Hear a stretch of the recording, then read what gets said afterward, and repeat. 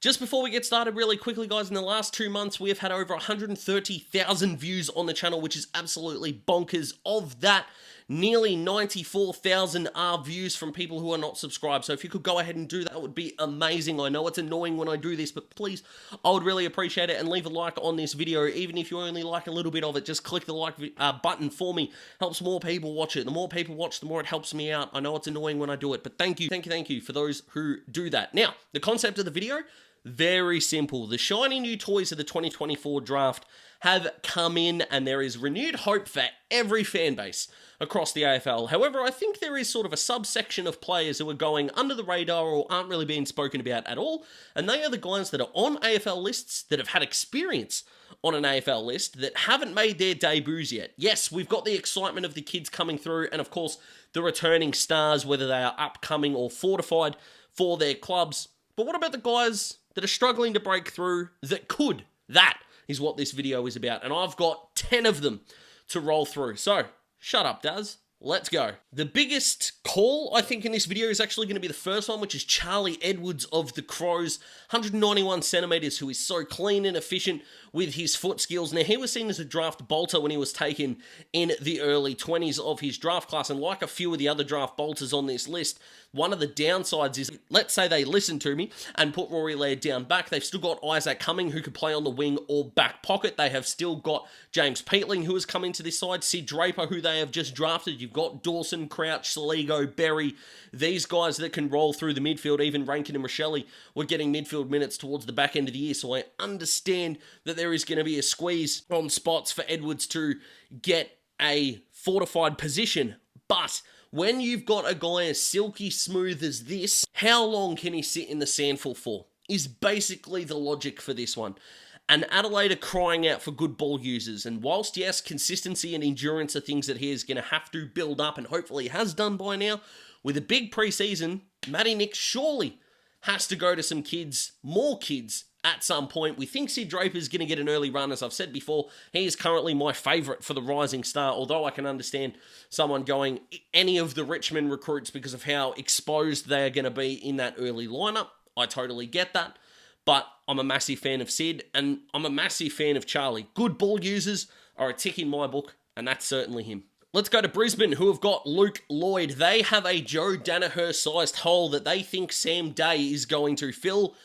Good luck to you. Now, I understand that Joey retiring does put a little bit of a dent into Brisbane's premiership hopes, whereas someone like a Richmond and a Collingwood kind of got away with either having one really good tall forward or just one that played above expectations. Rewalt for Richmond, Myercheck for the Pies, who played out of his skin and played that really good role with a bunch of medium forwards around them. Maybe Brisbane can do that, depending on how much faith you've got in Eric Hipwood being a number one target, but Logan Morris got the experience last year. Could Luke Lloyd get that experience this year? Ty Gallop was also picked up on the Lions thanks to the bid from the Cats, but Lloyd is ahead of him in the pecking order. He is an aerobic athlete with strong hands, kicked over 20 goals in the VFL last year, and will probably get exposed considering Brisbane did enjoy having the three tall forwards set up, as I said before, with Joey D, Eric Hipwood, and Logan Morris. So if there is another spot there, could Luke Lloyd be trialled early in the season? Because even though Brisbane are an interstate club, they have proven to win finals on the road. So it's not going to be that big of a deal whether they finish, say, for example, first or second versus third or fourth. They won the flag from fifth, so maybe he can get a go early, and it'll be fun to see what he's got. His VFL form was reasonably solid, and I like the way he moves up the ground, which is something Brisbane are going to need to do to offer up a target down the line. It can't just be Oscar McInerney or Darcy Fort all the time. We're now going to go to the Pies, and I'm going to go with Alo Smith. Now, what's really frustrating in researching these guys, either in draft time or later on, is the way that either commentators or even players themselves talk about these guys and can't pronounce it properly. I've heard Iliro, I've heard Smith. It ain't Smith. There ain't no H on his last name, guys. All right, but apologies to the Smith family, but VFL commentators, please get it right. And to the Collingwood players at the best and fairest that one of my best mates went to, disagreed on the pronunciation of his first name. So don't target me if I've gotten it wrong there. Just correct me, guys. I'll get it right. It's okay. However, 201 centimetre ruckman. I know the Pies have also got Oscar Steen on their list, who is also a ruckman, but I think Collingwood are going to appreciate the post-stoppage work that this guy brings. Collingwood players at the best and fairest, and VFL commentators as well, were lauding this guy's ability post-stoppage to be an asset on the ground. Do you think Collingwood did that so much with Brodie Grundy? I'm not suggesting that Smith is going to be Brodie Grundy 2.0, but having your ruckman have another string to their bow is going to be hugely beneficial for you. That's just common sense. And with Mason Cox beyond 30 now, could they bring in a guy who's also crafty around the goals to rotate with Darcy Cameron? Yeah, I reckon they could. Let's go to Essendon with Saad El Houli in the gun here. 23 years old, an explosive winger who just kicked goals for fun in the VFL. I think he kicked 4 in his first or second game after joining the Bombers as a mid-season draftee. Didn't get a spot last year, battled with a little bit of injury as well, but he averaged nearly 26 disposals in the VFL last year. Yeah, that's a way to get yourself into form. Essendon clearly want to go down a youth path, and I think the Marvel Stadium tenants really do need to focus on speed. I think it's something that St Kilda are doing. I think the Bombers are going to need to do it as well. He has got this in spades. I genuinely think if you're not on this guy's radar, or if he's not on your radar, I should say, he needs to be. Excitement machine. Of all the 10 players that I'm going to talk about in this video, if you wanted me to order them in Impact next year prediction style, he is number 1 by the length of Flemington. And if he was in the running for the Rising Star, that's where my money would be going, just quietly. James Leake of the GWS Giants came from nowhere in his draft year in the back end to become a first-round draft pick taken at number 17. And I could genuinely just give you 3 words here and move on. Isaac Cumming replacement. That would genuinely be about it. Now, the thing with Leake is he's got that positional versatility, which nearly every AFL player kind of needs to have these days, unless you're a bona fide superstar midfielder, or you're the number 1 ruck in your team. Just, keep doing that is a pretty good way to go about it. You look at someone like either a Bont or even a Luke Davies-Uniacke, John Newcomb, these kind of guys. They don't need to do anything else. Just be one of the, really good midfielders in the competition, right? Does Patrick Cripps need to play out a full forward? No, just go in Brownlows. Does Lachie Neale need to go to a wing? No, although I think he had a 3-week period this year where he was starting quarters on the wing, which was weird, but alas, we'll move back to James Leake here. Wherever he belongs, because he has gone forward and kicked goals in the seconds, and he did it throughout his draft year as well, and rotated through the midfield for the Allies even, and when he was at Tassie, I genuinely do think that they are going to want better ball users down back. I think Harrison Oliver, who they drafted recently, is going to be one of the smaller players to do that. And James Leake is going to fit that mould of your Jordan Ridley's, Isaac Cumming, James Sicily type of interceptors who use the ball really well. That's what I envision for him, and there's a spot there for him, and I expect him and hope that he can grab it with both hands. On to the Hawks, and sometimes it's who you don't draft that gives me an indication of what's happening here, because when Hawthorn read out Noah Miraz's name as a key defender, I didn't hate the pick, I questioned it a little, and I know that I put Hawthorn in the tier of my draft reactions, but there's 2 things that need to be true here. 1, they have faith in Mitch Lewis's knee.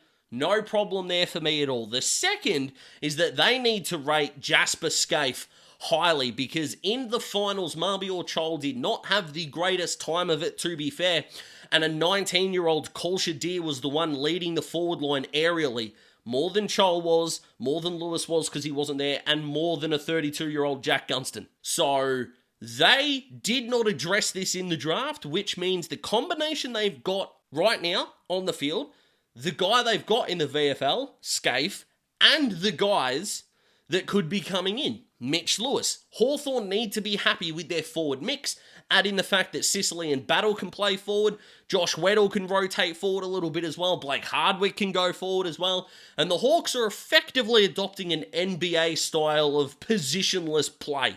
The amount of times you see people in the NBA argue that guards are playing wings are playing guards, forwards are they players that can play or defend 1 through 5. That's kind of what the Hawks are doing at the moment, is that their lineup could be manufactured in such a way that it wouldn't look out of place if all 23 guys were in different spots every week. Okay, let's make it 22 because anyone except for Lloyd Meek in the ruck spot, if he's fit and healthy, would look weird. But hey, hopefully Max Ramsden can break out next year. Anyway, Back to Jasper Scaife, the man who looks like if Sam Frost and Nat Fyfe had a love child. This guy came in the mid-season draft from West Perth boy, I believe, and produced strongly in the VFL. He went goalless in his last 2 games, which was a bit of a shame, but the week before that, he kicked 4. He's got really strong hands. He's an aerobic athlete as well, and the Hawks are wanting their forwards on the move. Apart from Mitch Lewis, there is no gorilla who is taking contested marks, so you need to be able to run, and Jasper Scaife can do that, and I hope that he can bring that to the fray in 25. Fingers crossed. Melbourne may have drafted Aiden Johnson out of Werribee, but did they forget Matt Jefferson is still on their list, who has produced 52 goals in his first 2 seasons at VFL level, and I know that he needed to hit the gym in his first year of footy, and I'm not saying that from a body-shaming point of view. I need to hit the gym as well for very different reasons than Matty J, and probably the Whitlock brothers need to as well, so I'm not saying that in any negative connotation as well. He just may not have had the frame for AFL footy early. Now, the good news for Matty J is that if he has a really good preseason, there is a key position spot there. Daniel Turner was fine. Jacob Van Rooyen is probably their number 1 forward going forward, but you've got Harrison Petty down there. Again, that's fine. They've clearly drafted Johnson because they're not happy with the depth there. Johnson didn't even kick 20 goals in the VFL last year. Matty Jefferson did. So I hope he's okay and he gets a go because the spot is there, the logic is there. And the longer he gets an exposed run, the better he'll be. Surely. Even if it is Van Rooyen, Disco Turner, and Matt Jefferson in the same side. But at some point, they've got to give him a go. It was a first-round draft pick for crying out loud. Get him in there, Melbourne. Come on. When a player's done 2 ACLs, 1 in his draft year and 1 after he's been on a list, and I think, correct me if I'm wrong, dislocated his elbow in the preseason, is kind of a red flag of you going, how injury prone might a guy be? However, I think that there is no one except for his family that is a bigger fan of Braden George than I am. Now, last year in the preseason, apparently he was being trialled as a halfback flanker. That's weird because that's not really what he was in the preseason. I genuinely believe North need as much offensive power as they can get. I think they are content with playing Matt Whitlock at centre-half forward and Charlie Comben down back. So if we want to have the discussion that Nick Larkey and, say, Matt Whitlock are your full forward, centre-half forward of the future, but come round 1, 2025, that is going to be Nick Larkey and Jack Darling. We can lock in Zane Dersma there. Could you fit in Braden George and Cameron Zurhaar and Paul Curtis? And I'm sure someone else that's completely obvious that I've missed. Sorry. But Jaden Stevenson has retired.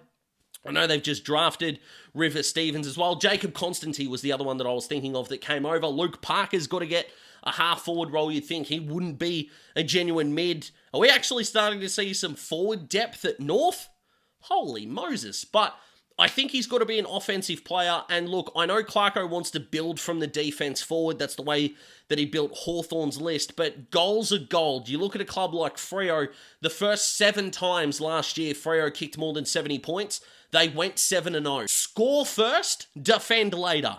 Scoring's fun. More people will come to the games. If you are losing 110 to 90, your fans will be happier than if you lose 75 to 55. I promise you. This didn't feel like it was a lot about Braden George, but I hope he's healthy, get a preseason under his belt, and get him into this sport, because North fans are going to love him. Non-North fans are going to go, who the hell is this guy? My man. Mine. Back off. Remember when I said it's about who a club doesn't draft that is super interesting? Well, Sydney didn't take Joel Cochran when they could, who is a really athletic key defender.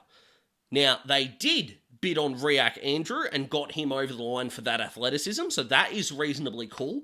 But it did make me wonder, why didn't they take a back shoulder defender? Until I realised there was one on their list that they must rate hugely internally. Patrick Snell, who the only knock I can see on this guy is that he's 193 centimetres, which is really small for a key defender. Now, hopefully, either a growth spurt comes or his athletic and aerobic ability is going to make up for the fact that if he is standing alongside Charlie Curnow or Harry Mackay or Darcy Fogarty or Oscar Allen or Nick Larkey or these guys that are obviously going to tower over him, he is still going to need to make a contest.